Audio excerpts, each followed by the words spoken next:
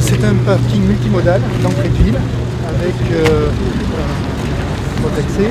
L'idée c'était de permettre aux personnes qui ne sont pas stationnées en ville parce qu'elles veulent pas payer le stationnement ou parce qu'ils considèrent que c'est trop engorgé, en tout cas dans l'idée de mettre les voitures plutôt à l'extérieur, d'avoir des parkings disséminés sur notre territoire à chaque entrée stratégique, et on verra tout à l'heure le pôle intermodal qui sera le complément lui plus structurant encore que ces différents parkings d'entrée de ville. Nous avons aussi la possibilité, alors c'est pas encore installé, mais de photovoltaïque sur le sol et une ombrière, de façon à ce que l'électricité soit autoproduite sur le site et qu'on puisse réalimenter les batteries. Ça permettrait aussi d'alimenter des véhicules électriques, ça nous est donné comme possibilité technique.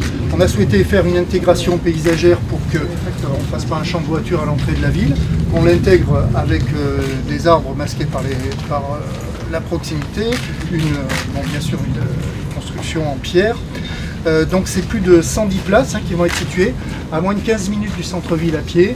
En vélo ce sera 5 minutes. Donc on travaille avec les associations notamment de cyclotourisme et des cyclistes de la ville qui souhaitent que ce dispositif soit dupliqué sur les différentes entrées de ville, au nord, au sud, là, à l'est et à l'ouest, enfin surtout à l'ouest.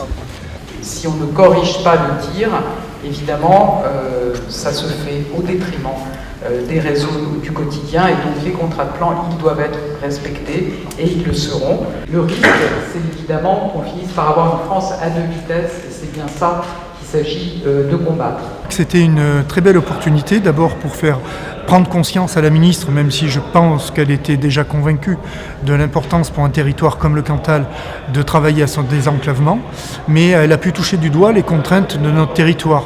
L'enjeu de l'avion, la RN 122 avec les contournements, les études qu'il faut faire pour améliorer le trafic, tout ça ce sont des sujets qu'il convient de sécuriser pour obtenir les crédits absolument nécessaires à la réalisation de tous ces projets. Deuxièmement, je pense aussi qu'il fallait souligner le travail qui a été fait, que ce soit par la communauté d'agglo pour les transports collectifs ou sur la ville d'Aurillac, pour mettre en évidence à la fois les poches de stationnement sur lesquelles on travaille, mais aussi sur la navette électrique, une navette gratuite qui est quand même un outil très prisé des Aurillacois et des habitants de la Caba. Bref, de bien montrer que ce travail sur la mobilité était un véritable enjeu pour notre territoire.